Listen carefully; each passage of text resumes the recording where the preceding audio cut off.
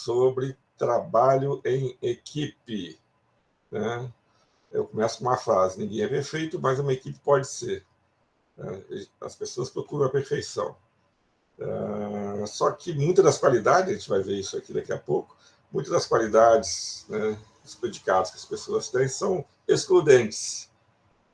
Então, por exemplo, eu tenho que ser atirado, né, eu tenho que ter metas, objetivos, né, ser agressivo na busca daquilo que você tem que atingir, e ao mesmo tempo eu tenho que ser sensível. É difícil você achar uma pessoa que seja agressiva e ao mesmo tempo sensível. E por aí tem várias outras comparações que é difícil você conciliar, de achar em apenas uma pessoa as qualidades, né, que vão fazer do um super-homem, uma super-mulher, fazer que a pessoa seja perfeita. Mas uma equipe você pode construir isso, porque uma equipe vai complementando um ao outro, e aí você consegue, eventualmente, escolhendo as pessoas corretas, preparando essas pessoas, trabalhando da forma correta, você consegue uma equipe de alto desempenho. Essa é a parte boa. A parte mais difícil é que trabalhar em equipe é complicadíssimo. Isso a gente vai ver depois. Eu diria que para situações do dia a dia, as situações normais, que não tem muita dificuldade, melhor a gente trabalhar em parceria, em amizade, em grupo, mas não trabalhar em equipe. Mas isso aí eu vou contar daqui a pouquinho qual é a diferença entre trabalho em equipe e espírito de equipe, né? E coleguismo. Mas fica a frase: ninguém é perfeito, mas uma equipe pode ser, não necessariamente será. E aí eu faço a primeira pergunta para vocês, com o nosso amigo Silvio Santos. E aí, valendo 800 pontos, 1.800, 800. Por que as empresas hoje falam tanto em trabalho em equipe, né? Existe uma palavra que consegue explicar isso aí. E por que elas buscam tanto trabalho em equipe? Qual é o motivo que faz as empresas a valorizarem o trabalho em equipe? Eu aceito sugestões com uma letra. Com uma letra, vamos começar então pela Sara. Fala uma letra, Sara. Ai, meu Deus. A. Temos a letra A. Temos só uma letra A. Você já sabe qual que é? Não, não sabe? Então roda, roda, roda, Eu queria chutar, roda. mas eu tô com Maiara, medo. fala uma letra. Qual é o motivo, Maiara? Então chuta, pode chutar. Vai que você vai ganhar os 800 pontos que você está precisando. Você não chutou. Então a Maiara falou a letra E. Temos a letra E. Né? Temos, Blimblom, olha. Temos mais uma letra E. Você já sabe, Maiara, qual é a palavra? Você olhou no slide, não vale. Isso já está disponibilizado. Sabe, Maiara? Não, não sabe? Não, a Maiara não sabe, então passa. Mariane, fale uma letra para mim. É a última chance, hein, Mariane? Vamos ver se você acerta. Mariane, qual é a letra? Mariane, você tem 21 letras para escolher. Letra N. Letra N. Não temos a letra N. Gente, a palavra é complexidade. Né? Infelizmente vocês não acertaram, mas tudo bem. Então, por que complexidade é a palavra-chave? Inclusive, isso eu pergunto na prova. Por que complexidade é a palavra-chave para o trabalho em equipe? Quando o trabalho é simples, eu não preciso colocar uma equipe para resolver. Coloco uma pessoa. E quando eu coloco equipe, eu vou gastar mais tempo. E se não sabe trabalhar direito em equipe, que não é fácil, não é só juntar as pessoas que elas vão trabalhar em equipe, não é assim. Né? Você tem que preparar as pessoas, conscientizar as pessoas, dar o caminho das pedras para ela.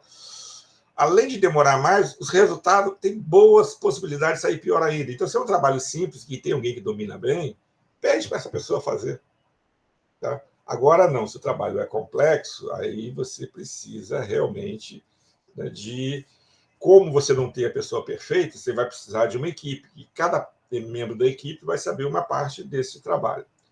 E aí a gente começa lendo aqui. Um dos principais motivos da popularidade das equipes nas organizações é que elas são capazes de melhorar o desempenho dos indivíduos somente só quando a tarefa requer múltiplas habilidades, julgamentos e experiências. Tarefas simples não requerem múltiplas habilidades, julgamentos e experiências. Tá? As complexas, sim. E aí, as complexas, dificilmente você vai achar uma pessoa que domine todo o espectro do problema. Aí você precisa de equipe. Você vai ter que preparar uma equipe para trabalhar em determinados assuntos, ou determinado trabalho, determinado projeto. Aí eu vou dar mais alguns exemplos para você entender essa questão da complexidade. Né? Então, temos aqui 2 carros da Ford. O Ford T, e esse aqui eu nunca lembro o nome dele.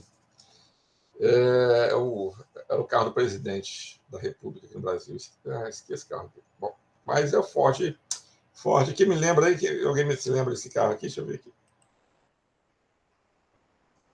Ford de luxo. É o 2020. É o... Ai, meu Deus, cadê ele? Não aparece. Vamos lá, meninas. O homem normalmente adora carro, as mulheres não têm tanta afinidade assim, né? Que carro é esse aqui? Me ajude aí que eu ajudar vocês. Deixa eu ver. Fusion! Aí, João Pedro, por que você não falou, João Pedro? Tudo bem, João Pedro, é Fusion. Então é o Fusion.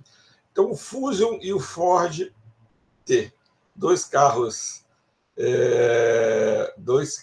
fabricados pela Ford, um no início do século passado e outro parou de fabricar recentemente, mas aí em 2010 ainda fabricava ele, inclusive era o carro da presidência da República. Pergunta que eu faço para vocês. Qual dos 2 carros é possível apenas uma pessoa com suas capacidades fazer o carro, desenvolver desde o projeto até entregar o produto final? O Ford T é possível fazer isso? Sim ou não? E o medo de falar assim. Mas falar assim, você vai errar. E tem 50% de chance de acertar. Uma pessoa somente consegue fazer um carro como esse? Vamos lá, gente. Ninguém vai responder. Para a aula. Não, sim, professor, vai. Eu vou chutar, não sei. Sim. Sim, mas teve alguém que falou mais alguma coisa. Foi quem? Foi o João Pedro? Eu penso que sim também. Tá, então os 2 estão corretos. O que é o Ford T? Isso aqui é o primórdio do automobilismo. Então, se você olhar bem, isso aqui é uma carroça, concorda? Dá uma olhada. Esse pneu aqui assim era usado na carroça? Era.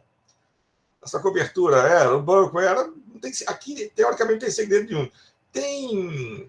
Aqui tem algum design diferenciado aqui? Não tem. Né? O que diferencia isso aqui de uma carroça puxada a cavalos? O motor e as suas transmissões. Né? E aí o volante e suas transmissões. Tá? Beleza. Um bom engenheiro faz o motor. Né? Naquela época já fazia o motor tranquilamente. Tanto é que nos Estados Unidos, lá, início, primórdios do século passado, todo mundo tinha uma fábrica. Né? Generalizando aqui, né? Exagerando, mas é como se todo mundo tivesse uma fábrica de carro na garagem. O cara comprava as peças e montava, porque o que era montar? Era uma carroça com motor e transmissão. Isso não era complexo. A General Motors, que ela saiu comprando diversas pequenas fábricas. Muitas delas começaram nas garagens, foram crescendo. Então, por exemplo, Chevrolet, Oldsmobile, Pontiac, Opel, são algumas das marcas que a General Motors comprou. Por isso que ela chama motores em geral. Ela ia comprando e ia mantendo como estratégia de marketing dela. Ela mantinha o nome das marcas, né? Então, Oldsmobile, tudo isso, ela tinha essas marcas, ficava sob o guarda-chuva dela. Por exemplo, o Brasil, ela trouxe a Chevrolet. Ela chama GE e a divisão que veio para cá é a Chevrolet. Porque todo mundo tinha uma fabricazinha de carro, né? Generalizando. Agora, esse carro aqui, uma pessoa só consegue desenvolver esse carro? Mudei até o tom de voz. Esse aqui consegue, gente? Muito bem, não, exatamente. A pergunta já ajuda na resposta, vocês que têm que me ajudar. Não dá. A tecnologia, vamos começar falando aqui de tecnologia embarcada. Enquanto aqui é basicamente mecânica e transmissão, não tem mais nada. Aqui você tem informática, você tem sistemas hidráulicos complexos, Aqui você tem design, né, que tem que se fazer. Aqui quando você faz um projeto desse carro aqui, desse aqui, você já sabe quem vai te fornecer as peças. Aqui são 5.000 peças. Então, você precisa de alguém de logística, você precisa de alguém de design, você vai precisar de alguém que entenda de tecnologia embarcada, de eletrônica, multiplexagem, que é usada nos carros. Você vai ter que ter alguém que entenda de processo produtivo, que vai ter que ver o tamanho das fábricas. É muita coisa, né? É muita coisa. Então, não dá. E aí, a questão ficou complexa. Para desenvolver um carro desse, uma pessoa só faz. Mas o assunto ficou complexo, eu tenho que formar uma equipe. Um cara vai fazer o design, eu vou ter que ter o cara de marketing, porque o design ele vai fazer o desenho de acordo com o gosto. E quem vai descobrir o gosto é marketing, né? Depois vem o pessoal da produção e vai dizer, olha, isso aqui não cabe nas nossas fábricas. Aí depois vem o cara lá da logística e fala, olha, essa peça é impossível fabricar, então vai ficar muito caro. E aí cada um vem com a sua contribuição.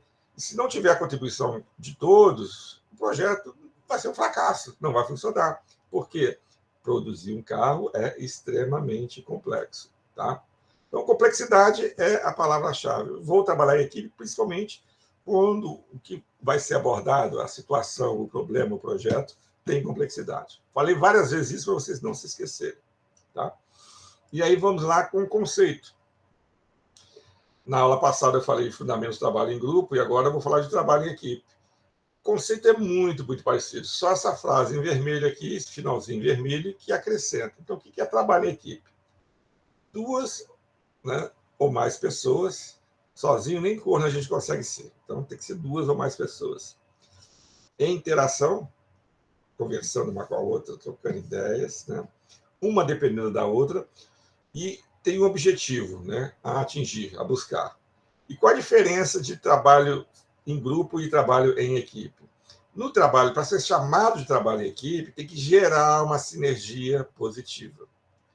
A sinergia pode ser positiva, neutra ou negativa. Vamos analisar primeiro a sinergia positiva. Aqui embaixo eu vou falar o que é a sinergia negativa ou neutra. E neutra, não é uma coisa ou outra. Sinergia, anotem aí, que isso também é uma questão de prova. E não está escrito em nenhum lugar. E também é importante, porque se você estiver no processo seletivo e souberem dessa frase, vocês já estão automaticamente classificados para a próxima etapa. Se vocês souberem empregar bem a palavra sinergia, que quer dizer o seguinte, é quando o resultado final é maior do que a soma das contribuições individuais. Então, o resultado final é maior do que a soma das contribuições individuais. O que isso quer dizer? Isso quer dizer isso aqui, ó. Deixa eu pegar aqui a canetinha aqui. Aqui. A caneta está aqui. Pergunta que eu faço. Essa é fácil, hein, gente? Quanto que é 2 mais 2? 4, não é isso? Então, quando eu trabalho em grupo, 2 mais 2 é igual a 4. Mas quando eu trabalho com sinergia, o que a sinergia diz? É quando o resultado final, que é o 4, é maior do que as contribuições individuais. Ou seja, o rapaz trouxe 2, a menina trouxe 2. Sem sinergia é 4. Com sinergia é 5, 6, 7, não sei, vai depender de quanto cinético você foi. Então, o resultado final é maior do que a soma das contribuições individuais. O primeiro exemplo que eu vou dar para vocês de sinergia é quando eu era estudante, primeiro ano de economia, e eu entrei na universidade achando que ia ser a mesma molezinha que era, fiz economia, né?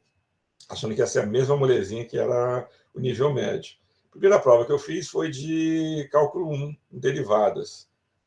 Assisti todas as aulas, participei de todas as aulas, não estudei absolutamente nada, porque eu nunca estudei, para que eu vou estudar? Não precisa nem dizer que eu tirei 0. Eu levei um susto. Foi a primeira vez na vida que eu tirei 0. Eu falei assim, gente, que é isso? Aí eu fui perceber que realmente cálculo 1, né, derivada, depois integral, não é coisa simples. E aí eu fui estudar, mas com quem que eu fui estudar? Eu fui estudar com Newton Pérez, Newton de Oliveira Pérez e José Rodrigues Duarte. Nós 3. Eu tinha tirado 0, Eu acho que o Newton tinha tirado meio e o Rodrigues tinha tirado 0,8. Então, vamos lá. 0 mais 0,8. Não, mais meio mais 0,8. Dá quanto? Dá 1,3. Então, se eu somasse aqui o conhecimento de cada um,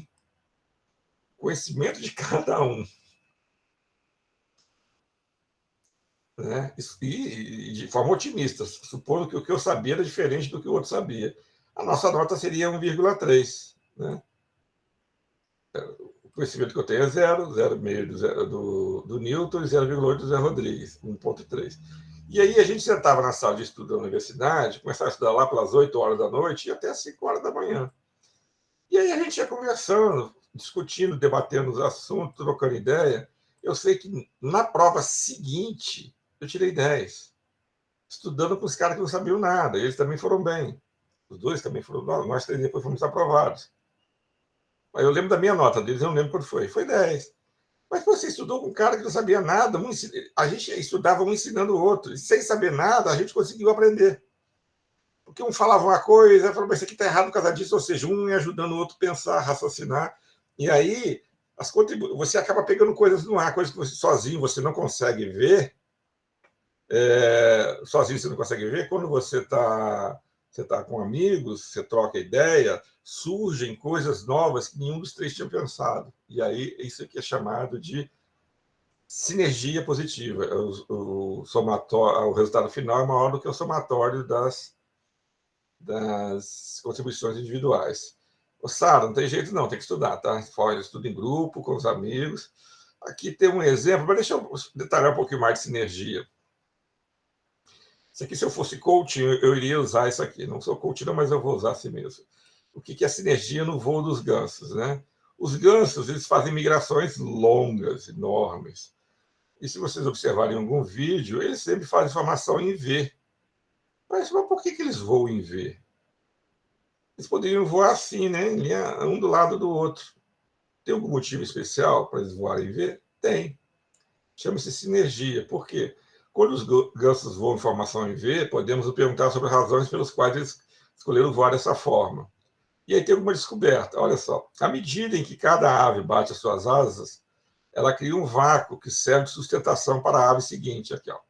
Essa aqui é a primeira. Essa aqui, coitada, não tá se aproveitando de nada. Mas quando ela bate aqui, ela cria um vácuo. Esse vácuo, o que está vindo atrás, aproveita esse vácuo e ele faz menos esforço. E ele joga o vácuo para trás. E por aí vai. Né? O grupo inteiro consegue voar com pelo menos 5% a mais de aproveitamento. Se cada um voasse isoladamente, ou se voasse assim, ó, uma do lado da outra. Se uma ave voasse do lado da outra, não teria sinergia. Eles estão fazendo algo a mais? Não. A contribuição individual deles é a mesma? É a mesma. Eles estão batendo na asa como bateriam de qualquer jeito. Só que eles conseguem bater a asa de uma tal forma que eles conseguem gerar sinergia. Então, isso é sinergia. Quando o resultado final é maior do que a soma da contribuição individual. Se eles voassem assim, a contribuição individual ia ser a mesma coisa, só que eles iriam voar menos. Voando dessa forma, eles conseguem aproveitar que eles estão em equipe, né? E um gera para outro gera para outro, no caso aqui, um vácuo, que vai ajudar o outro a voar mais. Né? E aí vira sinergia. Tá? E aí, depois que você costuma trabalhar com sinergia, que vem escrito aqui embaixo, ó, sempre que os gansos saem fora de formação, ele repentinamente sente a resistência do ar ao tentar voar só, e rapidamente retoma, do tipo assim, você começa a acostumar a trabalhar em equipe, a trabalhar com sinergia, as coisas se resolverem de uma forma mais fácil, né? Você trabalha bem em equipe, gera sinergia, você vai trabalhar sozinho, eventualmente você vai ter dificuldade, e aí você fica mais preso ao trabalho em equipe. E aqui embaixo são mais alguns exemplos, mas são de liderança, não é o nosso foco. Nosso foco é a sinergia. E aí você fala, isso é caô, né, André? Não, não é tão caô assim, não. Que tem uma startup, ainda é uma startup, né? Mas a Airbus já pensa nisso. Olha, aviões da Airbus poderão voar em formação como pássaros. A intenção é economizar de 5% a 10% de combustíveis. Então, a Airbus está estudando como que os voos de formação, como um bando de ganso voando rumo à imigração, pode fazer com que os seus aviões economizem combustível. estão pesquisando isso, ou seja, os gansos conseguem. Então, eles estão fazendo o que a gente chama de mimetismo, eles estão copiando que existe na natureza para poder ganhar, né, tirar alguma vantagem disso. Então, sinergia, está claro para vocês? Para trabalhar em equipe, tem que ter sinergia positiva. Se você tem tudo isso aqui, você tem 2 ou mais pessoas que estão interagindo, independentes, buscando um objetivo, mas não gera sinergia, não é equipe, é grupo. Para ser chamado de equipe, aí eu estou falando em termos acadêmicos, né? Tem que ter sinergia positiva. O livro trabalha algumas questões, né? Do tipo, qual a diferença entre grupos e equipes. Então, vamos falar em relação ao objetivo. O grupo está lá para fazer uma coisa bem nobre, bem legal, compartilhar informações. Vamos trocar ideias, vamos compartilhar informações. Beleza. A equipe, o foco do objetivo é o desempenho coletivo. Eu estou mais focado na coletividade do que no individualismo. A sinergia, foi isso que eu acabei de explicar para vocês, ela pode ser neutra. Quando é neutra, é que 2 mais 2 é igual a 4. Quando é negativa, isso é muito comum. Às vezes você tem uma situação, um problema ou um projeto para ser desenvolvido, uma pessoa pode fazer, você acha melhor formar uma equipe para fazer, você acha que vai sair mais rápido. Às vezes não funciona, porque trabalhar em equipe normalmente demora mais e não necessariamente o resultado é melhor. Muitas das vezes é pior. E aí o que você tem? Você botou equipe e você acha que a palavra mágica é só de chamar aquilo de equipe, o resultado vai ser melhor. Não necessariamente. Pode até ser, com certeza. Mas depende de vários fatores. E aí, o resultado, se ele for pior, é sinergia negativa. Ou seja, 2 mais 2 vai ser igual a 3, 2, 1, e por aí vai. No grupo, a responsabilidade é cada um por si, Deus por todos. Então, eu cuido do meu pedaço, enquanto que na equipe eu tenho a responsabilidade pelas minhas atribuições, mas eu tenho também compromisso com os resultados da equipe. Isso aqui também é fundamental. As habilidades. Quando você está num grupo, aleatórias e variadas, vai juntando, vem quem quiser. E aqui não. Para ser chamado de equipe, não adianta eu ter várias pessoas boas em determinada tarefa e outras descobertas, né? Não, as habilidades têm que ser complementares para o objetivo para o qual você está tentando atingir. E eu gosto de usar aqui a equipe do Jornada nas Estrelas, que são pessoas bem diferentes. E eu não tenho dúvida, né, que é um exemplo concreto de equipe de trabalho, né? Então, vamos lá. Aqui não é compartilhar informações, aqui é atingir o objetivo, que é bastante completo, então eles têm desempenho coletivo. Sinergia. É muito comum eles se deparavam com um problema e não sabiam a solução. E à medida que eles iam conversando um com o outro, né, surgiam ideias que individualmente ninguém conseguiria desenvolver. Então, a sinergia positiva.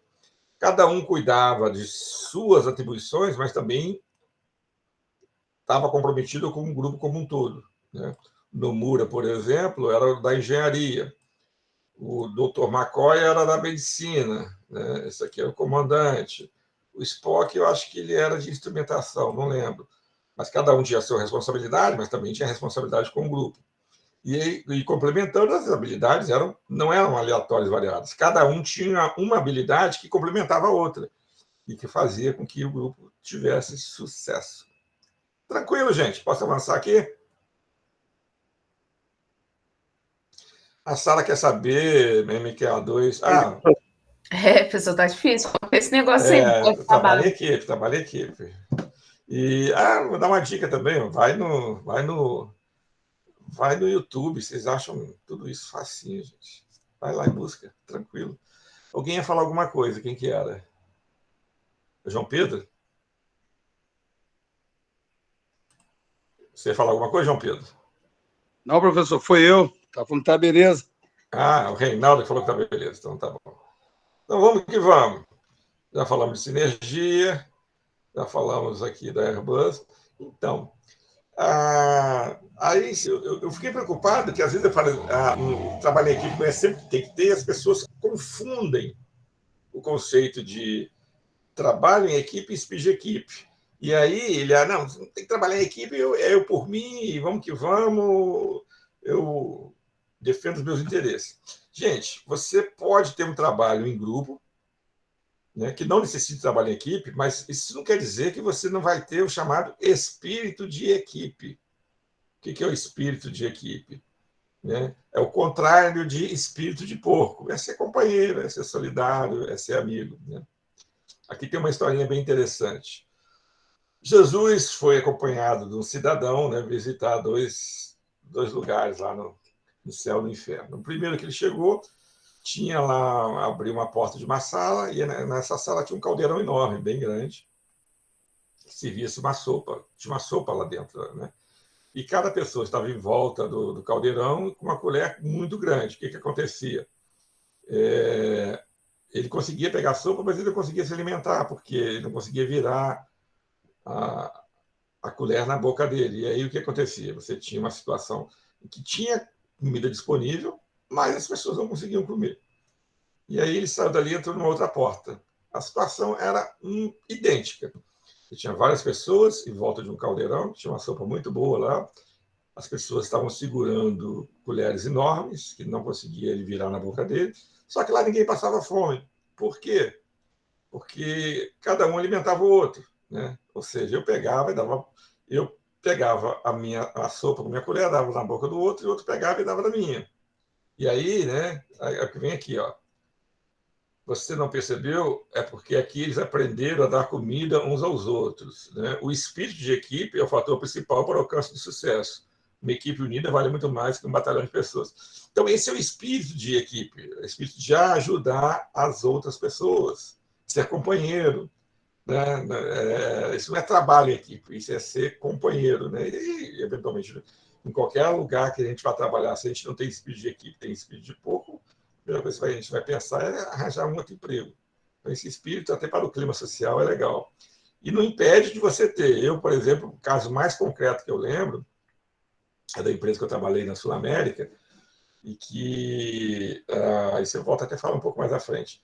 A gente era muito, muito amigo. Mas por quê? Né? A gente tinha uma chefia muito ruim e de vez em quando ela pegava alguém para, a gente fala, pegava alguém para Cristo, para ficar no pé daquela pessoa. E aí as pessoas não faziam trabalho em equipe, faziam espírito de equipe. Todo mundo parava um pouco de fazer o que estava fazendo e ia ajudar aquela pessoa para ser solidária a ela. Então, isso é solidariedade, é ser amigo, é ser companheiro. Então, isso é espírito de equipe. Você pode não trabalhar em equipe, mas eu recomendo fortemente que todos tenham espírito de equipe, que sejam companheiros. Tá? Avançando aqui, vamos agora ao que o livro fala, que eu vou ter que explicar para vocês aqui bem rapidinho. São os tipos de equipe. Tá? Então, são 4 tipos de equipe. E também eu faço uma perguntinha bem facinha para vocês depois lá na prova. Equipe de resolução de problemas, multifuncional, autogerenciada e virtual. Equipe de resolução de problemas. Quem desenvolveu elas basicamente foram os japoneses. Os japoneses, o que acontece? Os japoneses chegaram à conclusão que quem está no dia a dia de trabalho, convivendo com os processos, com as atividades, com os problemas, são as pessoas mais adequadas para analisar uma situação e, eventualmente, apresentar soluções para elas. Então, os japoneses deram origem ao que se chama equipe de resolução de problemas. São grupos de 5 a 12 funcionários. Olha só, está grifado em vermelho, que isso é importante. É do mesmo departamento. Né? Se reúne algumas horas por semana, pode ser por quinzena, ou até mesmo por mês, para discutir de formas de melhorar a qualidade, eficiência e o ambiente de trabalho. Melhoria de forma geral, o que não está funcionando bem. E aí, como eu estou lá no dia a dia, eu estou vivenciando, eu estou vendo, a possibilidade de eu ter boas sugestões para melhorar tudo isso é muito maior. Tá? Eu, por exemplo, quando eu trabalhava na Papel Piraí, a gente tinha grupo de resolução de problemas, mas a gente reunia, mas era mais espaçado, era quinzenal, que a gente não tinha muito tempo. Mas a gente reunia a equipe e levava relatórios. Olha, o que não está rodando bem? Olha, na quinzena passada nós tivemos muita moça. Desculpa, nós tivemos muito refúgio. Qual o motivo do refúgio? Moça. E aí as pessoas começavam a debater. Eram mais ou menos 12 pessoas, que é o limite máximo aqui, até coincidência. A gente começava a debater e ver quais são as possíveis causas para esse problema. E o pessoal começava a falar, foi por contaminação, isso e aquilo, o que a gente pode fazer? temos que cercar a área, tem que proibir isso. Mudou a matéria-prima, então temos que evitar esse tipo de matéria-prima, tem que falar com a área de suprimentos. Não teve manutenção adequada. Em suma, pessoas do mesmo departamento analisam o que está acontecendo em diversas áreas, pode ser questão técnica, pode ser questão de clima, meio ambiente, segurança do trabalho, qualquer problema que tenha, analisa, vê, identifica as possíveis causas e traz possíveis soluções. Então, isso são equipes de resolução de problemas. O CQC, que é o Círculo de Controle de Qualidade, é um exemplo bem comum que os japoneses implementaram, que chegou aqui no Brasil na década de 70. Tá? Vamos falar aqui da equipe... Eu vou falar já de uma vez... Eu vou falar aqui de uma vez da equipe multifuncional, que é muito parecida com a resolução de problemas. Qual é a diferença? Aqui eu tenho hierarquia, tá? na resolução de problemas. Na multifuncional não necessariamente eu tenho hierarquia. Por quê? São pessoas do mesmo nível, mas de diferentes setores. Então, aqui é do mesmo setor e, às vezes, você tem hierarquia. Aqui, na maioria, não tem hierarquia e são pessoas de vários setores, né, que se juntam para cumprir uma tarefa. Então, quando que eu vou usar uma equipe funcional? Eu posso usar uma equipe multifuncional, desculpa, o termo correto é multifuncional, para problemas simples que afetam diversas áreas ou para problemas complexos, ou para projetos complexos. Vai depender, né? Pode ser pequeno, pode ser de pequena duração, média e longa duração. Vamos pegar uma equipe multifuncional, de pequena duração. Estou com um problema de insatisfação, de clima na fábrica. As pessoas estão reclamando demais, as faltas têm aumentado muito. E aí eu crio um grupo com gerentes de várias áreas e coloco eles para discutir. Falei assim, olha, vamos fazer um seminário aí de um dia e vamos trocar uma ideia das possíveis causas, por que está deteriorando o clima da empresa, e vamos tentar resolver isso aí. Uma semana para isso, né? Não tem dificuldade. Uma outra coisa é um SAP. Vou implementar um SAP. SAP, para quem não sabe, é uma empresa alemã que se chama SAP, e eles trabalham para ERP, Empresa de Recursos e Planejamento. É um sistema que tenta fazer, né, a gestão de toda a movimentação de informações dentro da empresa. Então, ele vai desde finanças até a entrega, logística, vendas, tudo controlado, e a partir dali gera informações, relatórios e ordens a partir dali. Então, o SAP é um sistema que não é fácil de implementar, né? Um sistema ERP, de forma geral, não é fácil de implementar. Então, o que você tem que fazer? Você pega pessoas de várias áreas. Então, algumas empresas que eu trabalhei tiveram implementação do SAP. Uma delas foi na Peugeot. E aí, o que a Peugeot fazia? Pegavam pessoas de compras, pegavam pessoas de RH, outra pessoa de produção, e colocavam essas pessoas para conversarem. Só que esse projeto é um projeto mais demorado, é 1 ano e meio, 2 anos. Né? Essas pessoas ficavam envolvidas. Um exemplo melhor ainda de equipe multifuncional é o do carro, que eu falei que é muito complexo, e um projeto de carro cada vez demora menos tempo. Né? O mercado ele quer atender o mais rápido possível às necessidades dos clientes. Mas a última informação que eu tive, do início à entrega do carro, a finalização do projeto, são 2 anos. Talvez agora já esteja um pouco menor do que isso. Então, 2 anos para desenvolver um projeto. E como é que você vai desenvolver um projeto? Você vai chamar pessoas do mesmo nível, igual está aqui, engenheiros, né, especialistas, da área de logística, para ver quem vai ser logística externa, né, para ver os potenciais fornecedores.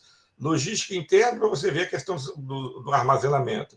Você vai ter que chamar alguém de design, que vai dizer, né, como que vai ser o desenho do carro. Você vai ter que chamar alguém de marketing para informar o que os clientes estão querendo, quais as tendências de cores, qual tipo de design, ele vai dar feedback para o pessoal de design.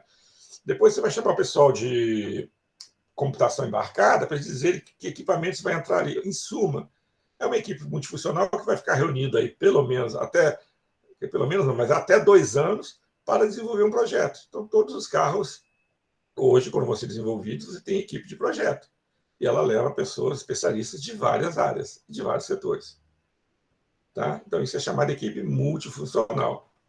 Você não tem uma equipe você não tem uma equipe de desenvolvimento de carro. Você tem até algumas pessoas que ficam só no desenvolvimento de carro, mas quando vai desenvolver o carro, ela busca pessoas de várias áreas para trabalhar nessas informações. Ela busca alguém que está no RH para saber qual mão de obra que eu vou precisar para fazer esse carro. Vai chamar alguém da área de produção para assim, como está a situação das fábricas atuais para poder montar esse tipo de carro. Ou seja, engenheiros, especialistas de diversas áreas que vão dar a informação necessária para o desenvolvimento do produto, que é, no caso, o carro. Legal? A equipe autogerenciada. Esse aqui eu trabalhei no projeto, aqui autogerenciada. Na verdade, é o seguinte. Peraí, cadê a equipe autogerenciada? Ué, por que não está indo? Eu travou meu computador? Travou. Então, voltou. Deixa eu parar aqui. Pronto, agora normalizou. Então, aqui, o que é uma equipe autogerenciada? Algumas empresas, no Brasil, o melhor exemplo é a Gerdau. A linha de produção da Gerdau, pelo menos na fábrica aqui, que fica ali em Itaguaí, trabalha dessa forma, não sei se todas as unidades. Eu trabalhei num projeto similar a esse, assim que eu entrei na UF, prestando consultoria aqui na Votorantim, que hoje é a ArcelorMittal, e que é o seguinte, é diminuir os níveis hierárquicos que existem dentro do processo produtivo. Essas empresas chegaram à conclusão, algumas linhas de pesquisa chegam à conclusão, que chefia demais atrapalha. E realmente, em muitas situações, chefia demais atrapalha.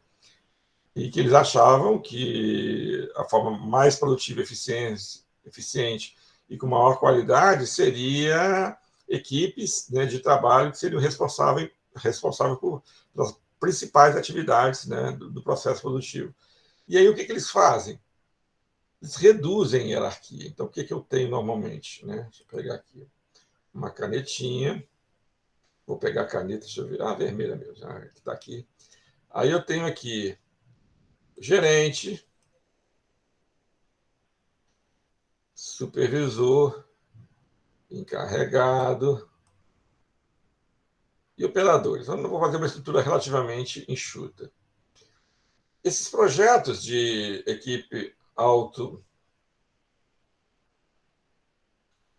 autogerenciada, que é o termo que é usado aqui, equipe autogerenciada, peraí. Sabe, toda vez que chega aqui, está travando. Aqui. Equipe autogerenciada, eles eliminam um nível da hierarquia. Então, aqui é o supervisor. Elimina-se o supervisor. Aí você, nossa, mas pode eliminar o chefe? Pode, tranquilamente. Muitas vezes, eu já participei de processo de reengenharia, se elimina o nível de chefia, o resultado fica muito melhor. Não quer dizer que sempre vai ser assim, não, mas eu já vi que...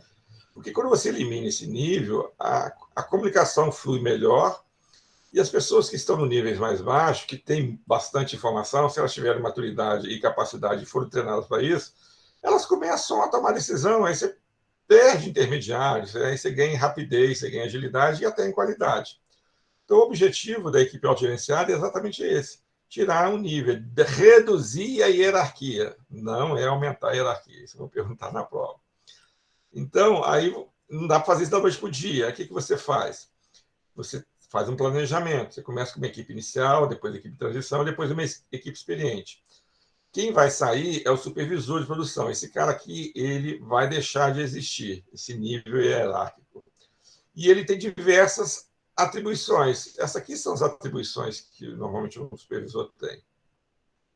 Eu fui supervisor de produção e é exatamente isso aqui, tá? Não tem onde fugir. Esse material aqui é original lá eu posso apresentar, porque o projeto já não existe mais. Ele é lá da Votorantim mesmo. É um projeto original aplicado na prática. E o que eles fizeram? E também não tinha nenhum segredo, não. Na época eu recebi autorização para trabalhar.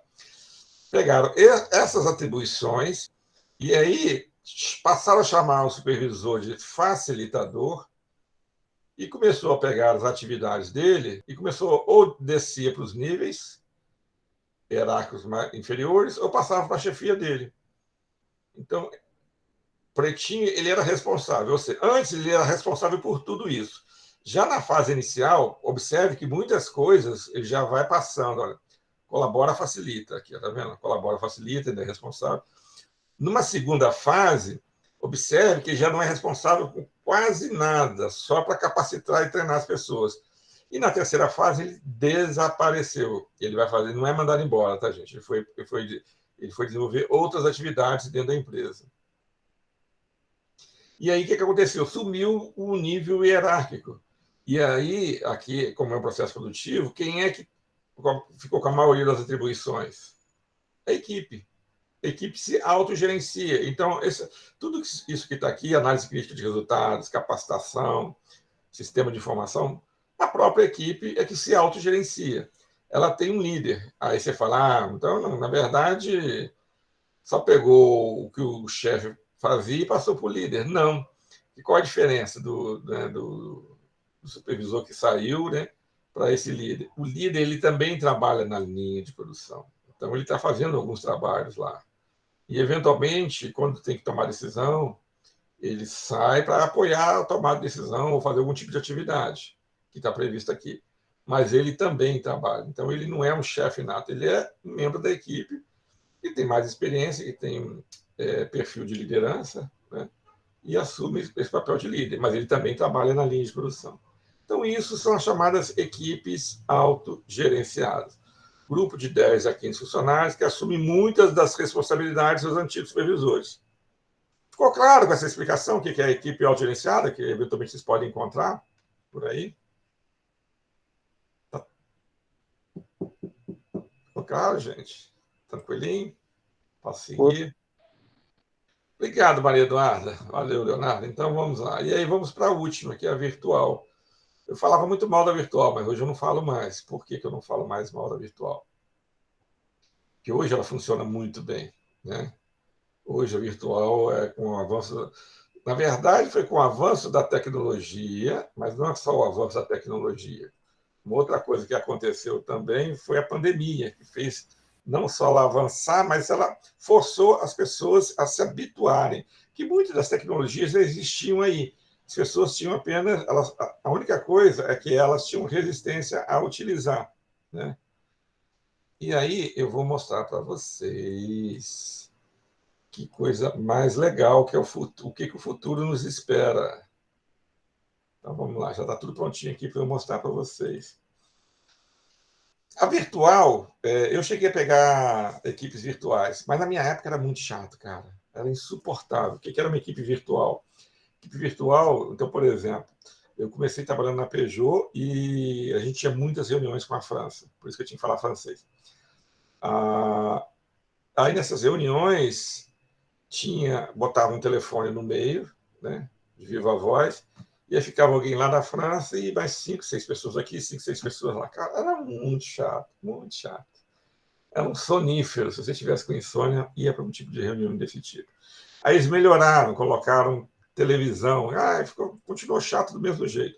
Só que a tecnologia evoluiu e eu sou um cara de visão, né? Bem antes da tecnologia evoluir, eu falava, olha, como se diz, as equipes virtuais, que é aquelas que se reúnem com as pessoas fisicamente estando muito longe, só vão se desenvolver fortemente quando a gente tiver um aparato tecnológico que permita reuniões holográficas. Pois bem, hoje nós temos tecnologia holográfica. E é isso que eu vou mostrar para vocês nesse pequeno vídeo aqui. Se né, essa tecnologia já permite a gente ter essa aula à distância, que já seria virtual, mas, querendo ou não, ainda fica um pouquinho chato, eu não estou vendo vocês ficam cansados da minha voz, vai tomar um cafezinho, vai conversar, só finge que está aí. Mas, olha, a coisa vai evoluir e a equipe virtual, né, vai ser show de bola, vai ser igual isso aqui que eu vou mostrar para vocês agora. Deixa eu compartilhar. O que foi, Sara? Não, é quase realidade virtual. Então, vamos lá. Vocês já estão vendo? Deixa eu só aumentar. Eu acabei não aumentando. Né? Porcaria. Não, mas tudo bem. Não adianta aumentar muito o volume, não, porque é em inglês, tá?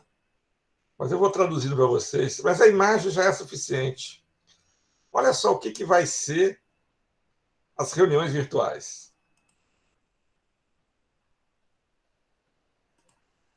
Desde que minha internet funcione, né? Today we're going to show you an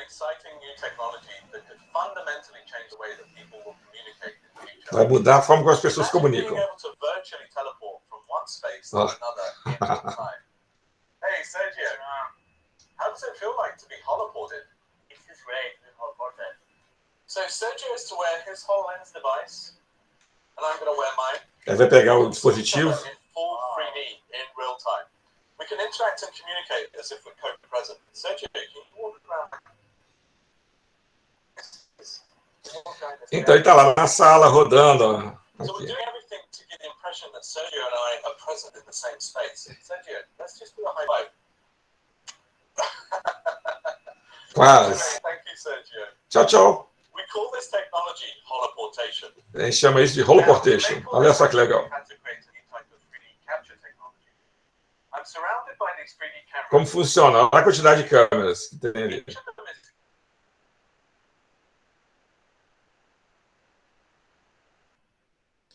Ou seja, por enquanto ainda é um pouquinho caro. Pô, minha... Now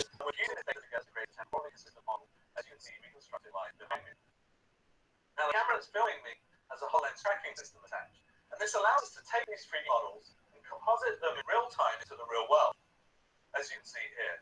And that gives you a sense of the fidelity of the reconstructions that we can achieve.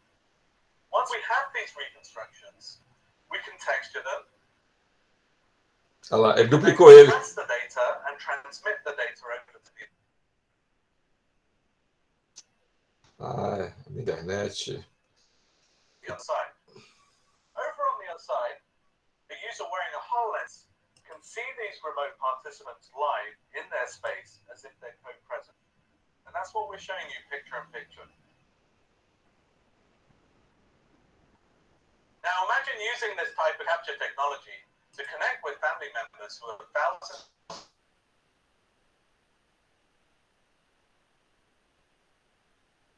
Conectar com a família, se está muito distante. Exactly what we're going to demonstrate to you right now. Ele vai encontrar com a filha dele. My daughter is a similar category. Sorry, I'll tell that. She's going to holoport into my space. And I'm going to interact with her wearing my HoloLens. Olha lá. Hey, Lily, I miss you too. I'm coming home very soon. Quando você volta para casa. Let me get out of your way. Olha lá.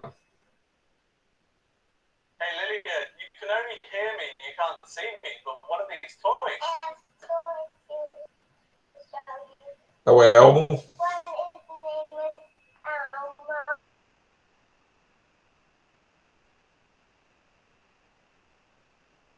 Elmo? Da Vila Sésamo. And what about the other one? The other one is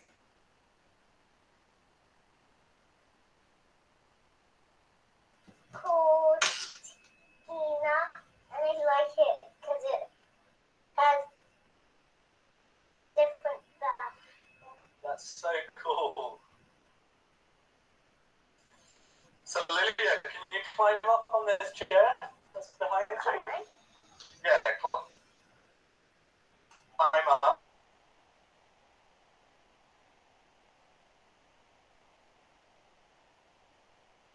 Be very careful. Now, I'm going to count to 3 and I want you to jump.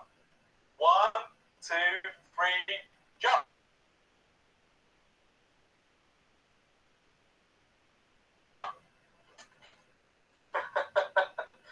That was so cool.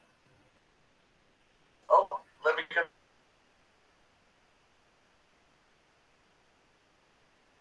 Your way again. I love you too. I'll be home very soon. Bye.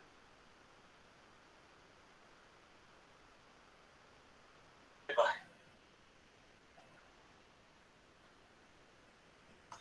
A melhor parte vem agora.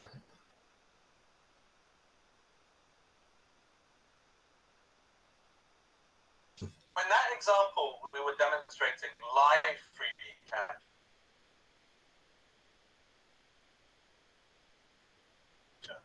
But our system is capable of another thing. We can actually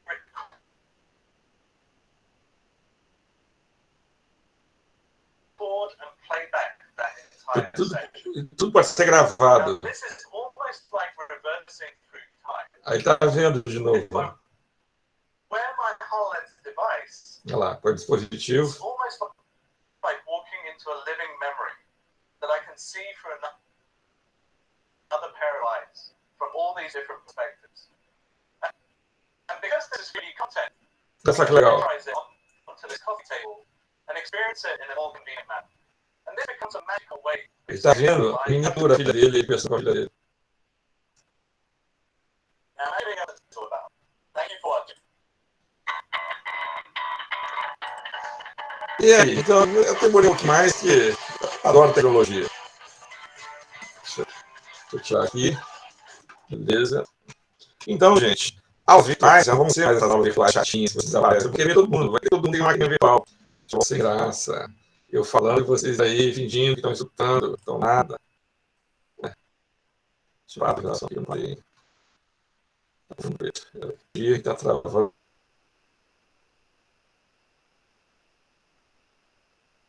No meu computador. Hoje eu estou sem a minha. Esqueci de pegar. Eu estou via Wi-Fi. Aí dá problema quando eu estou via Wi-Fi. Não aguenta.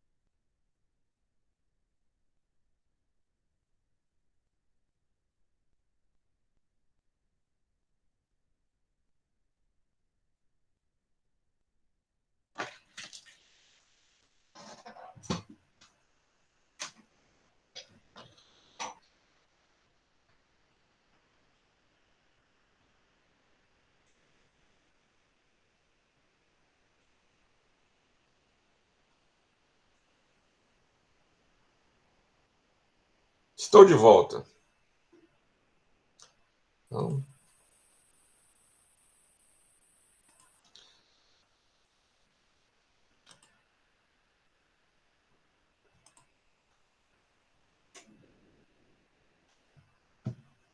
estão me ouvindo? Sim, professor. Não, tá.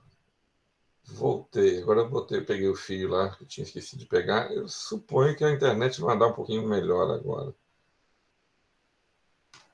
Ou então já. Então vamos lá. Então é isso. O que é uma equipe virtual? Pode ser multifuncional, resolução de problemas, autogerenciada. Não importa.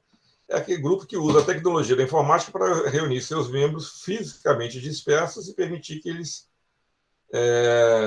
atinjam um objetivo comum. Eu tinha dado até o nome, holoconferência, e aí o vídeo dá um outro nome que agora eu não estou lembrado. Eu falei até que queria registrar esse nome de holoconferência. Deixa eu voltar, por exemplo. Engraçado, já pedi para apresentar, mas vocês ainda não estão vendo, né, o slide. Estão?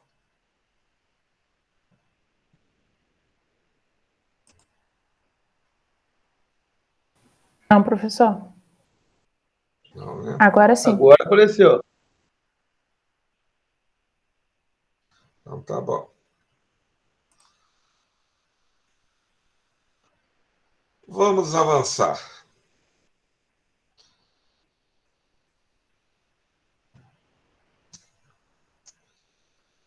Gente, esse vídeo que eu passei para vocês, o link está aqui embaixo, tá? Se alguém depois quiser ver com calma.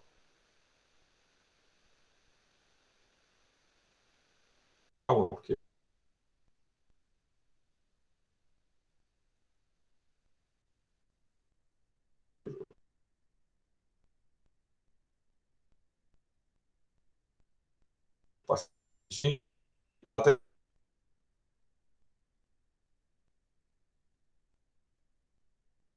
a questão das holoconferências.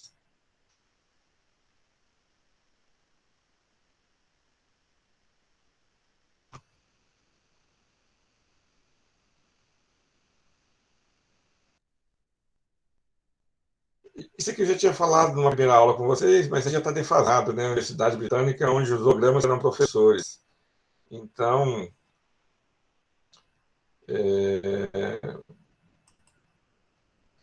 eu não vou dar aula, por exemplo, somente aqui para a Universidade Federal Fluminense de Volta Redonda, sendo que eu tenho essa disciplina em diversos outros lugares. Eu vou dar essa aula no Brasil inteiro, pelo menos mais 30 universidades.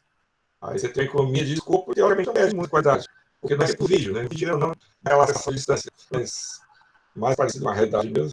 E alguém falou de realidade virtual, eu acho que ia comentar com vocês com essa de 2019, antes da pandemia, eu fui ao museu de História Natural lá de Nova York, e tinha uma exposição, a exposição era sobre dinossauros, biólogos, aí fez umas atividades para eu treinar com ele, para usar depois. Eu estava no meio de uma, entre aspas, floresta pré-histórica, cheia de dinossauros, e era muito real. Parecia que o dinossauro estava ali. Aí eu olhava para trás, eu via tudo. Se eu olhava para cima, eu via o céu. É uma coisa incrível. E o que eu posso dizer para vocês, isso só está no início. Eu fico imaginando daqui a pouco. Aí que a gente vai viver na nossa famosa realidade virtual.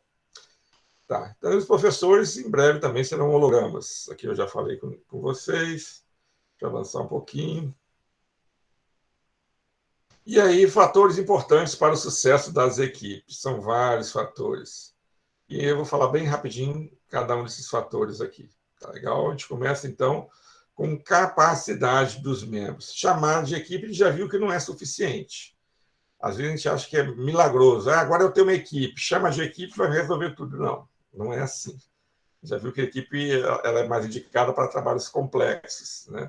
E trabalhar em equipe, você precisa ter pessoas boas, que com pessoas ruins vai ser muito mais difícil você conseguir melhores resultados. Você tem que ter um excepcional treinador, muito acima da média, para que uma equipe mediana, porque se for ruim você não consegue, né? Se for ruim você esquece, ela tem que ser no mínimo mediana para cima, para você conseguir bons resultados, né? Mas, além disso, não adianta, aí eu comparo com o futebol, falo assim, a capacidade dos membros. Então, eu pego aqui o futebol, pego aqui o meia atacante, que é o cara que fica posicionado aqui. Pegar o melhor meia atacante do mundo, Messi. E aí eu ponho 11 Messis no time. O time tem capacidade, não é só isso. Primeira coisa, os caras têm que ter conhecimento técnico, no caso aqui tem que saber jogar bola. Agora tem que ser complementar, porque se eu tiver 11 Messi, o Messi não vai saber jogar no gol, não vai saber jogar nas laterais ou na zaga.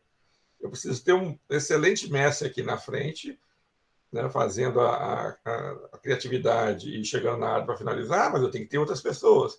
Então, tem que ter conhecimento técnico, e não é apenas um, são diversos conhecimentos técnicos, eles são complementares. Eu tenho que ter na minha equipe pessoas que tenham habilidade. Então, aqui vale para todo mundo, cada um tem que ter seu conhecimento técnico e eles têm que ser complementares. Depois, eu tenho que ter na equipe, não precisa ser todo mundo, mas eu tenho que ter alguém lá. Pode ser o chefe, pode ser o encarregado, pode ser o especialista, o engenheiro, não sei quem. O ideal é que seja até mais de um. Pessoas que saibam resolver problemas e tomar decisões. Quando é que você resolve o problema? Quando você tem situações críticas, né? Você tem situações críticas, você tem que analisar o problema, apresentar soluções e tomar decisões. Isso não é fácil. Então, você precisa de alguém que saiba, que tenha esse tipo de capacidade. Uma equipe que não saiba analisar problema e tomar decisões não vai a lugar nenhum. E aí vamos pegar novamente o futebol, um exemplo também do futebol. O Brasil, a primeira Copa do Mundo que ele conquistou foi em 1958. E aí o que aconteceu? A final foi contra o time da casa, que é os donos da casa, aliás, né, que era a Suécia. O Brasil, timaço. E o que aconteceu? Levou um gol logo no início do jogo. Levou um gol e... Então você tinha um problema. O que nós vamos fazer agora? Didi, né? Didi Folha Seca, jogador do Botafogo, jogou em vários outros times, mas eu só me lembro dele jogando no Botafogo. Ele veio andando calmamente daqui do meio de campo, foi ao fundo do gol, pegou a bola e veio andando. Qualquer um sairia desesperado, correndo, né? Correndo com a bola, para sair logo, porque ele estava perdendo, né? Então não tem tempo a perder, não pode ficar perdendo tempo. Essa cena, eu não vou ver se eu consigo recuperar na internet, não consegui. Nesse meio tempo, vem correndo o Zagallo e fala com ele, o Zagallo era novo. Ele fala, ô Didi, corre que nós começamos a perder. O Didi, sai para lá, rapaz. Tem que acalmar agora. E aí ele foi chamando os caras, olhando para um, olhando para outro, falou assim, ó, agora é a hora da gente ter calma. Não adianta afobar. Vamos ficar tranquilo que nós temos futebol e a gente vai ganhar esse jogo. O que ele fez ali? Ele viu um problema, ele teve habilidade para exatamente não deixar a equipe ficar desesperada atrás de um gol. Quem joga futebol sabe que esse desespero, a afobação pode ser um dos maiores inimigos. E ele falou, pô, nosso time é bom, é tocar a bola que a gente vai conseguir. E aí o que ele fez? Analisou o problema, resolveu e tomou a decisão. Foi devagarzinho, conversou com um, conversou com o outro, botou a bola no meio de campo, olhou para o pessoal e falou assim, agora vamos jogar bola.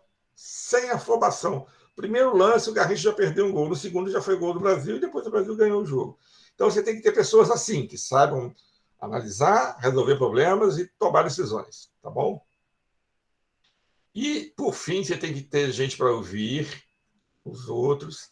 É gente que tem bom capital social, que sabe se relacionar, né? Dar feedback, dar um retorno para as pessoas e outras habilidades de relacionamento interpessoal.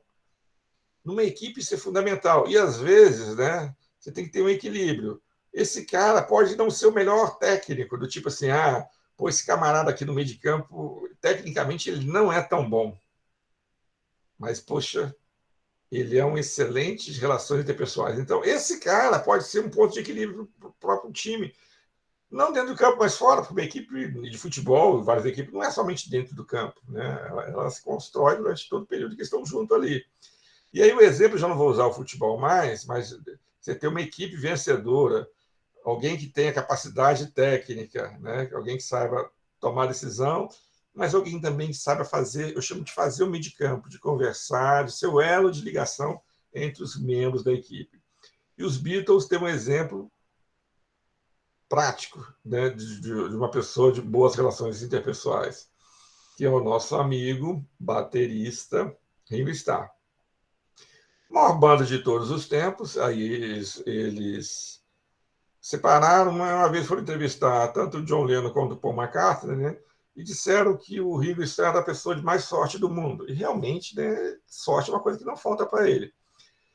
Ele era baterista de outra banda, e 2 meses antes dos Beatles entrarem para a primeira gravação de sucesso, que era Love Me Do, eles trocaram bateristas. Nem o Paul, nem o John Lennon gostavam muito do baterista que tinha lá, ele era filho do dono da boate que eles tocavam, e ele deixou de ir ele deixou dele na reta, e aí eles tiraram ele e botaram o Ringo. Então, e o Ringo, eu não conheço bateria, eu acho que ele é bem café com leite, né? Bem arroz com feijão. Mas tem gente que fala que ele toca muito bem. Só que para a equipe, a maior contribuição dele talvez não seja a técnica, é essa de relações interpessoais. Tanto o Ringo, tanto o John Lennon quanto o Paul McCartney, quando foram entrevistados sobre que o Ringo era uma pessoa de sorte, eles falaram, olha, não, vocês estão enganados. O Ringo era essencial, sempre foi essencial para os Beatles. Se não fosse ele, nós teríamos acabado há muito mais tempo, e muitas músicas que vocês conhecem hoje não teriam existido. Não teriam existido. Por que ele fazia isso? Aí eu achei essa reportagem, o link está aqui embaixo, né? Esse aqui é um trecho que eu trouxe dela. E a personalidade de Ringo oferecia estabilidade à banda. Afinal de contas, se houvesse mais de um polo de egocentrismo, todo mundo conhecimento técnico, o quarteto provavelmente teria implodido sob o peso das vaidades bem antes de 1970. Então, você tem uma equipe altamente técnica, super boa. Você recebe alguém que resolve o problema. E aí você começa a juntar a questão da vaidade. Aí você precisa de alguém para ser o amálgama dessa equipe. Tá legal? Então, capacidade dos membros. Não basta só chamar de equipe. As pessoas têm que ter capacidade técnica, né? Complementariedade. Tem que ter gente que saiba tomar decisão. E tem que ter gente que seja um amálgama, que faça as relações públicas dentro do grupo, que una o grupo. E só para fechar, o líder fraco pode... A liderança é muito importante para uma equipe, para um grupo, né? Porque o líder pode neutralizar os efeitos de uma equipe altamente qualificada. Você tem tudo isso aqui, mas você tem um líder, um treinador ruim, é igual o meu time do Botafogo, que acabou de ser campeão brasileiro. Tudo bem que é da 2ª divisão. Mas o treinador que estava lá até a 12ª, 14ª rodada, era horrível. E entrou um outro com o mesmo time. Não, o mesmo time, ele só mudou. Era um time bom para a 2ª divisão. Mas conseguiu levar o time adiante. Né? Então é mais ou menos isso. Se você tem uma equipe boa para aquilo que ela se propõe, mas se o líder é ruim, esquece. E o contrário também é verdadeiro, né? Você tem um excelente treinador, um excelente líder, e a equipe é uma porcaria, não dá para fazer milagre também. Tá? Outra coisa. Professor, pode falar aí. Pode falar, Reinaldo. Comemorar o título da Série B é igual quando o parente sai da cadeia, né, cara? A gente fica feliz, mas dá uma vergonha. Ó, Rafa, que é isso. Eu estou feliz. Eu não queria nem que o Botafogo saísse da 2ª divisão, estou muito feliz. Né? Sempre que eu saio do campeonato com 60% de aproveitamento, cheio de vitórias. Estou rindo, feliz igual o Pedro do lixo. Por mim, o Botafogo abriria a mão de voltar para a 1ª divisão. Não, mas a gente gostou daqui. E no Grêmio descer, né, vai ficar melhor ainda, vai ficar melhor que a 1ª divisão. O Vinícius está dizendo que o Vasco era um composto só de jogadores ruins. É possível, tem que ter capacidade. No futebol, eu costumo dizer, se você tiver um time médio, mas não pode ser ruim, né, gente? Se tiver um time médio para razoável, tiver um excelente treinador, né, que saiba usar a equipe, você ainda consegue chegar a algum lugar, tá? Mas, com certeza, não é fácil. Personalidade dos membros. Personalidade nós estudamos no período passado. Então, a gente tem consciencioso, abertura a experiências. Né? Consciencioso é aquele que todo chefe queria ter. Então, o cara responsável que atinge todas as metas estabelecidas. Responsável, organizado, confiável. Então, você tem que ter gente conscienciosa. Você tem que ter gente inovadora. E você tem que ter gente com personalidade de amabilidade, cooperativa e receptiva. E aí tem um texto lá no livro, que vocês devem, eu tenho certeza que vocês leram o livro, que fala isso aqui. Ó. Evidência indica que na formação de equipe deve separar integrantes com personalidade conscienciosa e menos conscienciosa, alocando-os em grupos diferentes. Eu acho que eu já fiz essa pergunta para vocês, mas vou fazer de novo aqui. Eu tenho 2 grupos. Cadê a caneta? Eu tenho uma equipe com 10, 20 pessoas. Faz quando tem 20 aqui. Esses aqui são muito bons. Muito bons. Esses aqui são umas porcaria. P de porcaria. E aí eu tenho que formar 4 grupos. O que vocês acham? Vocês acham que eu tenho que mesclar ruim com bom, ruim com bom, ruim com bom? Ou faço 2 grupos aqui de bons e 2 grupos aqui de ruim? O que vocês acham que é o mais adequado? Qual que é o mais eficaz?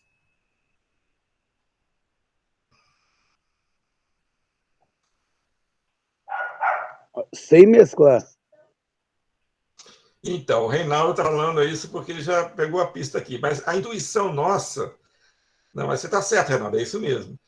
A intuição nossa é do tipo assim, vamos pegar esses caras e botar com um cara bom para ver se o ruim aprende com o bom. É isso, né? Ou se o bom influencia o ruim. Cara, acontece o contrário, tá? É o ruim que influencia o bom.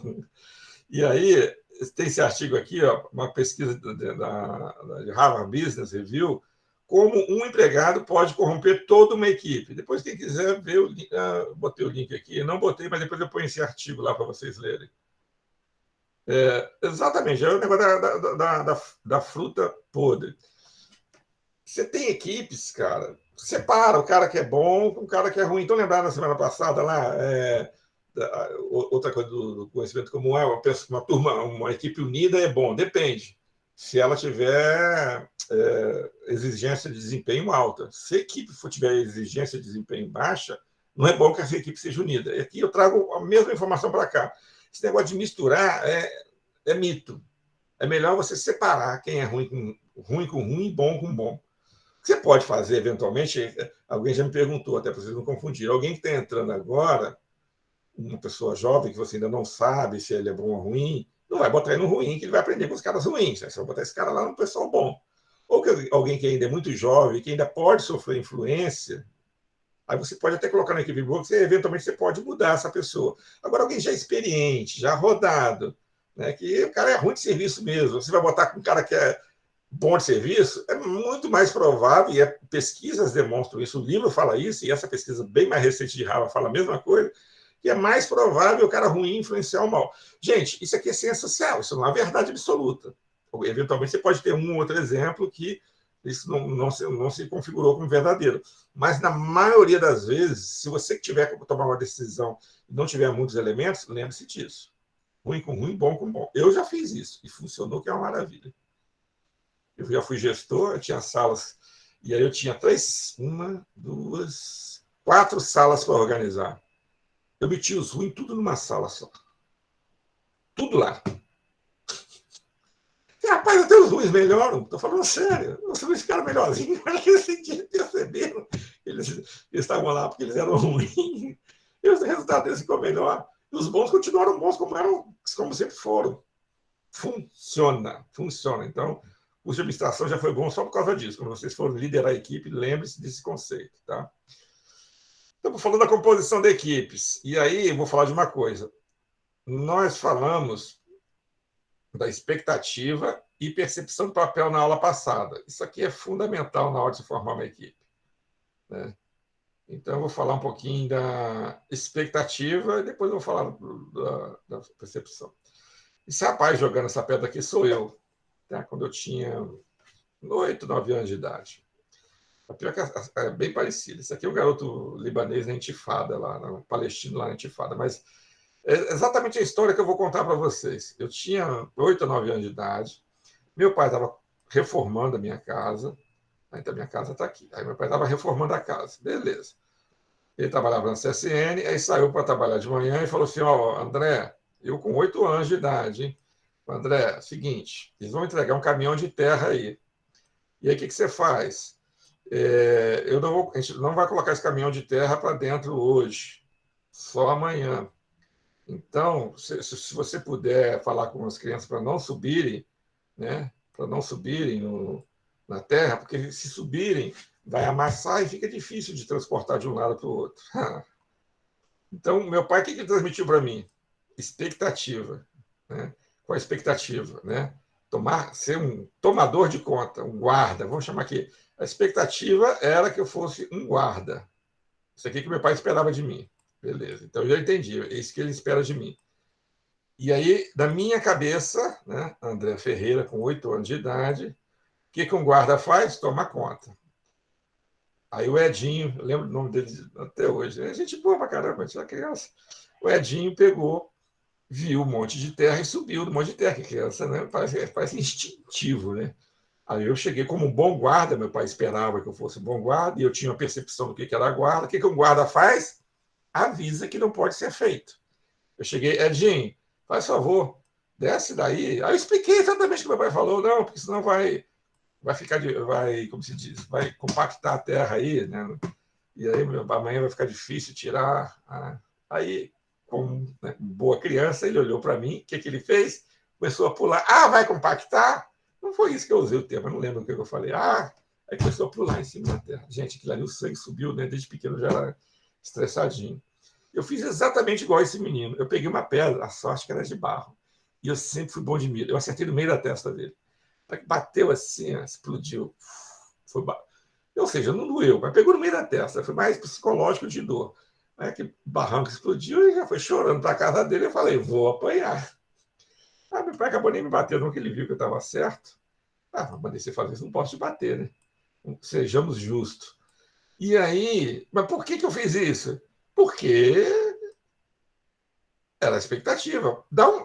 Fala para uma criança fazer alguma coisa. Cara, isso funciona muito bem. A criança, ela entende a expectativa sua, vai lá, desenha na cabeça dela o que é para fazer e vai fazer. Funciona, que é uma maravilha. E é isso que eu vou falar agora. Isso é muito poderoso. Quando você tiver uma equipe, faça uma coisa chamada alocação de papéis. Aqui, você tem que trabalhar na contratação. Opa, vamos lá. Aqui você tem que trabalhar na contratação. Você tem que contratar gente com conhecimento técnico, gente com problema de decisão, gente que saiba tomar decisões, resolver problemas, e gente que seja um bom relações públicas. Beleza. Aqui também você tem que contratar. Aqui você não precisa contratar, tá? A alocação de papéis, o nome já diz. Você tem uma equipe e você vai alocar. E aí você vai trabalhar com o conceito de expectativa e percepção. O que a literatura diz? Uma equipe tem que ter esses papéis aqui. Tendo esses papéis todos que eu estou listando aqui, o potencial da equipe aumenta exponencialmente. Então, o que a literatura diz? Você tem que pegar as pessoas que já estão na sua equipe, não precisa contratar, e ver quem mais se encaixa em cada um desses papéis, e aí você tem que fazer que todos esses papéis você tenha pelo menos um guardião na sua equipe, ou seja, uma pessoa que você escolheu para fazer esse papel. Pode ter mais de uma, tá? 2, 3, mas pelo menos uma você tem que ter, de cada um desses. E como que você faz isso? Você chama o cara e fala o que você quer dele. É expectativa. Aí você fala a expectativa. Eu espero que você faça isso, isso, isso. A partir do momento que você falou, isso já vai influenciar ele. Você tem uma expectativa que ele faça algo. E aí depois ele vai mentalizar essa expectativa e vai ver. Esse cara faz isso, isso, isso. Ele passa a fazer isso, isso e isso. Então, eu vou dar um exemplo. Vocês estão apenas no terceiro período, talvez vocês não conheçam a maioria dos professores, mas eu faço esse exemplo usando os professores da administração da UF. Então, por exemplo, assessor. Toda equipe tem que ter um assessor. Tá? O que o assessor faz? Análise profunda das opções. Ou seja, você tem algumas informações, ele vai buscar informações além daquelas que estão visíveis. Ele vai em profundidade, ele analisa com detalhe, ele vê coisa que ninguém viu. Né? Então, ele é um assessor. Eu, por exemplo, uma das pessoas que eu tenho como assessor dentro da UF é o Pitts. Não sei se vocês já tiveram aula com o Pitts. Ele é um cara que tudo que você fala com ele tem uma visão aprofundada. E aí ele te dá informações muito relevantes. Tá? E aí eu chego para ele, né, quando eu fui chefe de departamento, a Sara concorda. Quando eu fui chefe de departamento, a Sara trabalhou com ele. Eu chegava para ele e falava, Pitts, você é meu assessor. E eu estou com um problema aqui. Cara, ou seja, eu dava o papel para ele, criava a expectativa, e ele começava a internalizar aquele papel, e aí quando eu pedia uma informação, está acontecendo isso, isso, isso, pensa aí que é, me ajuda a pensar nessa situação. Ele já sabia que ele era um assessor, e eu chamava ele de assessor. Né? Aí temos um outro papel, que você tem que achar alguém. Então, por exemplo, é o cara que defende as ideias depois de introduzidas. Nesse caso, eu não precisei falar de ninguém no departamento que eu era chefe, porque eu acho que eu sou esse cara. Eu não sou tão criativo, eu não sou de gerar novas ideias, de fazer coisas diferenciadas, mas eu sou uma pessoa muito comprometida. Né? Então, por exemplo, aí quando surgiu a ideia do mestrado, eu carreguei a bandeira o máximo que eu pude, me comprometi, mas não fui eu que lancei a ideia. Eu defendi as ideias, depois de introduzidas, busquei apoio, busquei ajudar a implementação, ajudei na implementação, participo e estou até hoje ajudando a construir o mestrado. Mas o que eu sou? Sou um promotor. Mas se não fosse eu ia chegar para o cara e falar isso, olha, poxa, eu preciso que você é bom para fazer isso, você é bom para defender as ideias, a gente vai para a reunião do departamento, a gente vai para a reunião da unidade, a gente tem reunião com a prefeitura, eu preciso que você incorpore, né, essa questão seja um defensor dos ideais do mestrado, por exemplo. Tá? Aí quando você fala isso à pessoa, ela internaliza. Pois bem, uma equipe tem que ter assessor, tem que ter um promotor e tem que ter também gente criativa, que lança as ideias criativas. Essa aqui eu vou perguntar para vocês. Quem vocês acham que são os professores mais criativos que nós temos lá? Isso aqui é um pouquinho mais fácil de achar. Que vocês já tiveram aula. Eu tenho dois muito bons, que eu sei que lançam boas ideias. Márcio, muito bem. A Sara tirou nos 90% dos professores. Então, o Márcio,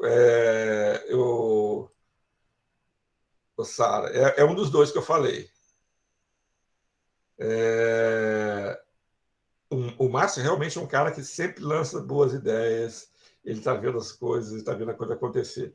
Cone Herrera e Elane Sigest também são pessoas, né, que estão vendo as oportunidades e que fazem, tipo assim, lançando ideias interessantes. Mas eu acho que destaque mesmo, você tem o Márcio, por exemplo, que lançou uma revista aqui dentro, que faz parcerias com outras organizações, que foi um dos primeiros a ir, por exemplo, lá para a Ampad, né? Trabalhar como coordenador de área de pesquisa da Ampad. E tem um outro que ainda é mais do que o Márcio ainda, mas é como a gente tem um estereótipo de pessoa criativa, às vezes você, mas esse cara é criativo? Com certeza. O criador do VAD, do Departamento de Administração, chama-se Murilo Alvarenga. É o cara que mais cria e mais implementa ideias aqui. Então, vejamos. Não sei se vocês conhecem, mas no primeiro andar do bloco D tem um laboratório de multi-aplicação, né? E lá você tem computadores, você tem mesas, você tem sala, tem toda uma estrutura. A ideia original foi do Murilo. Hoje nós temos o CASE, que está entre terceiro e o quarto, é o Lagos, é o laboratório que chama Lagos, né? Tem muitas pessoas que participam de projetos lá com ele. Mas não é só o deles agora lá, tem vários grupos de pesquisa que estão sediados lá no Lagos. Você tem o CASE, que está entre terceiro e quarto maior congresso de administração do Brasil. Cresce pra caramba, a Sara participa ativamente dele. Nós tivemos, no ano passado, mais de 800 inscrições. Quem que criou o CASE? Murilo. E quem deu o start para ele ser onde chegou? Murilo. A criação do mestrado, ele também foi ele. Ou seja, essa questão de laboratório simulado. Então, ele é um cara que sempre está trazendo ideias novas. E hoje a gente está fazendo um pós-doc em inovação. Eu acho que vai ser bastante produtivo para a gente. Quem é o articulador? Aí temos que ter também. Coordena e integra. Esse aqui, eu não tenho dúvida nenhuma. É um cara que une... Ele é meio relações públicas, mas é mais do que relações públicas. Não é que ele é bonzinho. Ele vê as cidades, ele se aproxima e tem credibilidade para fazer isso. É o Alisson. É um excelente... Ele coordena e integra. Tá? No sentido de pegar pessoas diferentes, botar para trabalhar com pessoas diferentes, buscar o melhor dessas pessoas, entendeu? E trazer resultados. Indiscutivelmente é um excelente articulador. Você tem que ter um articulador na sua equipe. Você tem que ter conselheiro. E esse conselheiro, no grupo de professores, é a pessoa que estimula e busca informações adicionais. É um questionador, ele é diferente do assessor, tá? Isso aqui vai fazer análise aprofundada. Isso aqui vai te fazer pergunta. Será que é isso? Será que não é aquilo? É o conselheiro mesmo, que faz você se autodescobrir. Então, estimula a busca de informações adicionais. Ele nunca está satisfeito com o que tem. Então, ele fala assim, olha, eu acho que precisamos mais disso, mais daquilo. Não é ele que vai te dizer. Ele estimula você a buscar coisas novas. E esse cara é o Abegão. Vocês já conhecem o Abegão? O Abegão nasceu para ser conselheiro. Vocês não vão conhecer, vocês vão entender o que eu estou falando. Mantenedor é o relações públicas, é o cara que vai lá na reitoria, é o cara que vai lá na outra universidade, é o cara que vai nas empresas da região. Então, o que luta em batalhas externas, nitidamente aqui é o Marcelo Amaral, um cara que já foi até diretor da unidade, mas ele tem parcerias com o Patrick Borrilhos, ele tem parceria com a Universidade da Espanha, ele tem diversos tipos de ações que ele desenvolve, que é fora. Ele tem contato direto com a reitoria, com a pró-reitoria, com o reitor, tudo isso.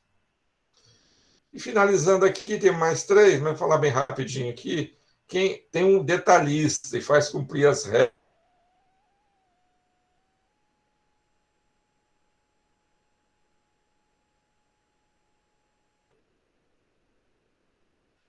Esse é o cara que é ligado muito na gestão da qualidade. Eu tenho um pouquinho de controlador, mas tem um que é mais do que eu ainda. Eu sou um cara mais operacional. É o Ricardo Tillman. Quem conhece o Tillman sabe que ele vai examinar os detalhes e faz cumprir as regras. Se você tirar 5,9 com o Tillman, ele vai te reprovar, porque ele vai fazer cumprir a regra. 5,9 é reprovado. Entendeu? Então, conselho, não tire 5,9 com o Tillman. O produtor é um pouco de liderança. Né? Então, o produtor mostra a direção e o caminho para as ações. Volto a dizer, eu tiro um chapéu para o Murilo, porque além de ser um cara que lança ideia, quando lança ideia, acaba também sendo uma liderança. Mas tem mais, tem bastante liderança dentro da administração. Marcelo Maral é uma liderança, o próprio Márcio Vidal é uma liderança. Tá? E, por fim, o organizador. Pode repetir, tá, gente? O Pitchers, além de ser um excelente assessor, ele é melhor ainda como organizador. Né, Sara? Ele que organiza, por exemplo, o caso. Não fica nada de fora da organização dele. Ele é um excelente para planejar esse tipo de coisa. Professor, faltou o TI. Se fosse TI, seria o Edgar. Não, mas aí não é papel, né? Aqui eu tenho os papéis aqui. Então, assessor, promotor, criador. Então, você tem uma equipe, pense, cola esse papel assim, ó, no teto da sua parede, e você olha, eu tenho 20 pessoas na minha equipe. Quem vai ser o assessor? Esse cara aqui. Então, você vai lá para o cara e fala. Eu tenho expectativa disso. Aí ele vai entender que aquele papel é dele, e toda vez que precisar de uma assessoria, ele vai trabalhar naquilo. Quem vai ser o mantenedor? Quem é um cara que vai lá brigar fora da organização, fora da área, né, da equipe, do grupo. E por aí vai. Então, composição das equipes. E aí, avançando, o tamanho das equipes. 5 a 10, 12 integrantes. Né? Qual é o problema? Se eu tenho poucas pessoas, se eu tenho menos que 5 pessoas numa equipe, a equipe é para trazer diversidade, pessoas que cada um traz o seu conhecimento. Se eu tenho poucas pessoas, o que acontece? Tem poucas contribuições. Então, o ideal é que não seja muito pequeno. Não quer dizer que eu posso ter uma equipe de 3, mas não é o ideal. Tá? Isso aqui eu estou falando também ideal, de 5 a 12 integrantes. Se for muito pequena, você não tem ideias. E se for muito grande, fica difícil a organização. E aí você corre o risco de folga social. Ou seja, pessoas que vão se aproveitar do grupo e não vão fazer nada. Lembra na aula passada que eu falei do cabo de aço, né? De empurrar o carro, que eu acho que é o melhor exemplo que tem. O cara vai fingir que está trabalhando. Né? Até as formigas fazem isso, até as formigas têm folga social. Imagina num grupo grande, eu passo desapercebido. Então, o tamanho das equipes não é que tenha que ser, mas o ideal é de 5 a 12 integrantes. E, por fim, tem que chamar pessoas que queiram trabalhar em equipe. Tem gente que não gosta de trabalhar em equipe. Vai ficar desempregado? Não. Você tem a maioria das atividades não precisa trabalhar em equipe. Precisa ter espírito de equipe. Agora, se o cara, além de não querer trabalhar em equipe, ter espírito de porco, fica mais difícil de arrumar emprego. Né? Aí tem que ver que tipo de trabalho, porque espírito de equipe, gente, tem que ter sempre, né? Nós somos seres humanos, somos animais sociais, então precisamos interagir com as pessoas. Ser companheiro é uma boa dica para isso. E com isso, a gente fecha a aula de hoje. Essa de conflito eu não vou falar, porque já está avançando muito. Já falei 1h e 35 minutos. Isso aqui eu vou gravar e depois eu vou deixar disponibilizado para vocês, tá bom? Então, eu estou interrompendo a gravação aqui.